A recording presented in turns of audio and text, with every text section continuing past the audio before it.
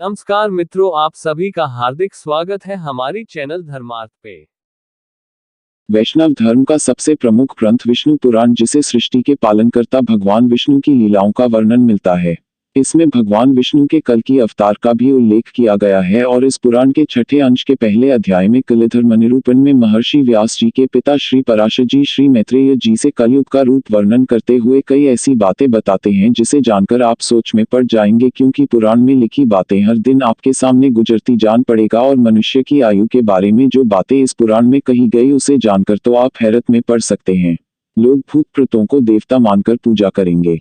पुराण के अनुसार कलयुग में जिसके मुख से जो निकल जाएगा वही शास्त्र समझा जाएगा। लोग भूत प्रेतों को देवता मानकर पूजा करेंगे। अधर्मी पाखंड रचाकर साधु संत कहलाएंगे।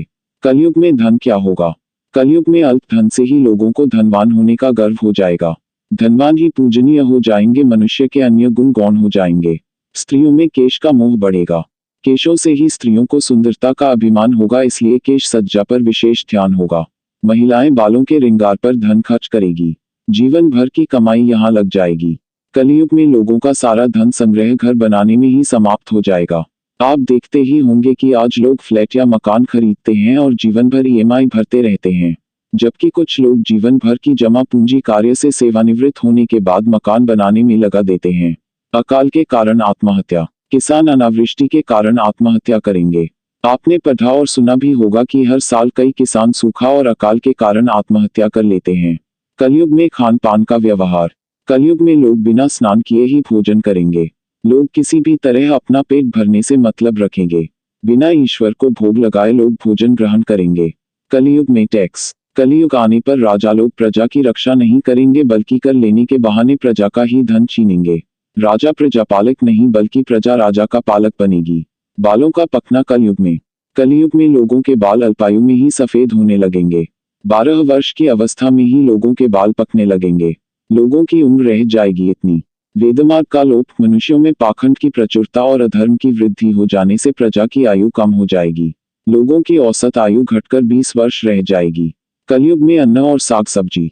कलयुग में धान का आकार अत्यंत छोटा हो जाएगा, जबकि साग सब्जियों एवं फलों में रस का अभाव हो जाएगा। इसकी वजह यह है कि भूमि में जल का स्तर गिर जाएगा। विष्णु पुराण में प्रलय का वर्णन। विष्णु पुराण में बताया गया है कि कलयुग जैसे जैसे अंत की ओर बढ़ेगा, सृष्टि प्रलय की ओर बढ़ती जाएगी।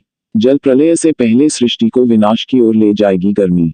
भगवान विष्णु सूर्य की संतरंगी किरणों में समा जाएंगे, जिससे गर्मी इतनी हो जाएगी कि भयानक अकाल की स्थिति आ जाएगी।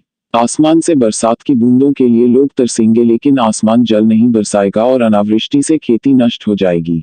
नदी, तालाब, जलाशय सब सूख जाएंगे। जल के बिना धरती फटने लगेगी और लोग बूंद बूंद पानी के लिए तरसने लगेंगे।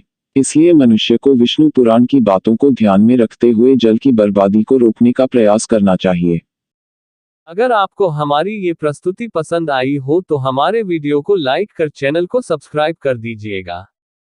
अगर हमसे इस वीडियो में कोई भी भूल या गलती हुई हो तो हम आपसे क्षमा मांग रहे हैं, कृपया हमें क्षमा कर दीजिएगा।